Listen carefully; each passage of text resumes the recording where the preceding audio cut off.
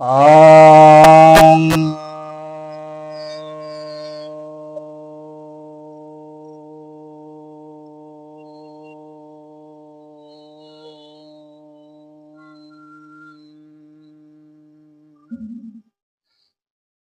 सभी भक्तजनों को सप्रेम नमन। तो आज आपके समक्ष ब्रह्म सूत्र, जिसे वेदांत सूत्र भी कहते हैं, तो ब्रह्म सूत्र के प्रथम अध्याय के तृतीय पाद के सप्तम सूत्र की आज चर्चा करेंगे।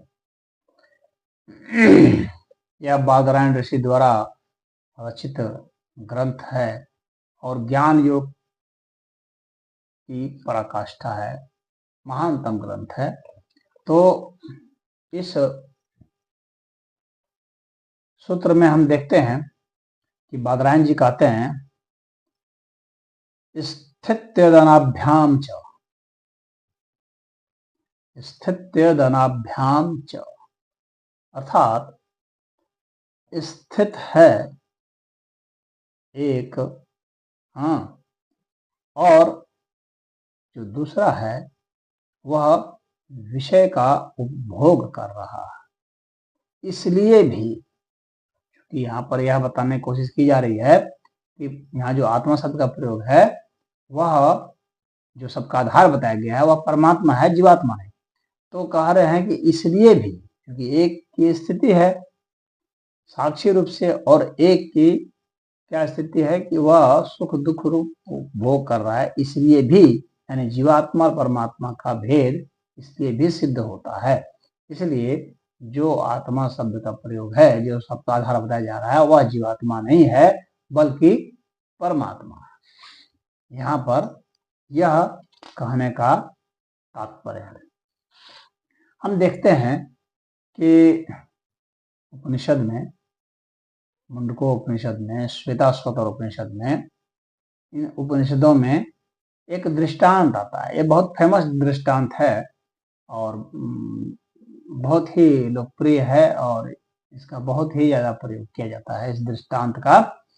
इसमें कहा जा रहा है कि द्वाशुपर्णा सयुजा सखाया समानम वृक्षम परिशस्वजाते तयोरन्यः पिप्पलम स्वादवत् अयन अस्नन् अन्नयो अभिचाकसिते।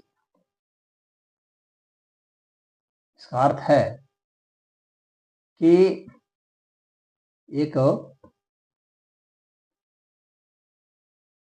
पेड़ है, इसमें शरीर को वृक्ष माना गया है। तो एक ही शरीर है, एक शरीर रूपी वृक्ष है। तो इस वृक्ष में, ये पीपल का पेड़ है, तो पीपल के पेड़ में तो बताया जा रहा है कि जो एक साथ ही दो पक्षी उसमें रह रहे हैं, तो दो पक्षी एक साथ रह रहे हैं। एक पक्षी कौन है? एक जीवात्मा है और एक पक्षी परमात्मा है। तो एक ही शरीर रूपी वृक्ष का आश्रय लेकर ये रह रहे हैं। इसमें से एक जीवात्मा है जो वृक्ष के कर्म फल स्वरूप सुख और दुख का उपभोग कर रहा है, स्वाद ले रहा है ना, स्वादवत्त। तो वो स्वाद ले रहा है अस्नन, खाने का। तो स्वाद ले रहा है खाने का। और अनयो अभिचाकसयति, और अन्य क्या है? अन्य है अर्थात तो यह जो दूसरा है, अन्य जो है यानी परमात्मा जो है, वो कुछ खा नहीं रहा है, केवल साक्षी भाव से देखता रहता है। यानी जो जीवात्मा है वह आसक्ति पूर्वक उपभोग कर रहा है, खा रहा है, स्वाद ले रहा है, कर्म फल का, सुख का, दुख का स्वाद ले रहा है। और जो परमात्मा है वह नहीं खा रहा है, वह केवल देख रहा है साक्षी भाव से। यानी यहाँ साक्षीपन को दिखलाने के लिए, जीवात्मा परमात्मा को दिखाने के लिए, अलग अलग जीवात्मा को भोक्ता दिखलाने के लिए और परमात्मा को साक्षी दिखलाने के लिए यह मंत्र है। द्वा सुपर्णा सयुजा सखाया समानम वृक्षम परिसस्वजाते तयोरन्यः पिप्पलम स्वादवत् अन्नसनन् अनयो अभिचाकसैति।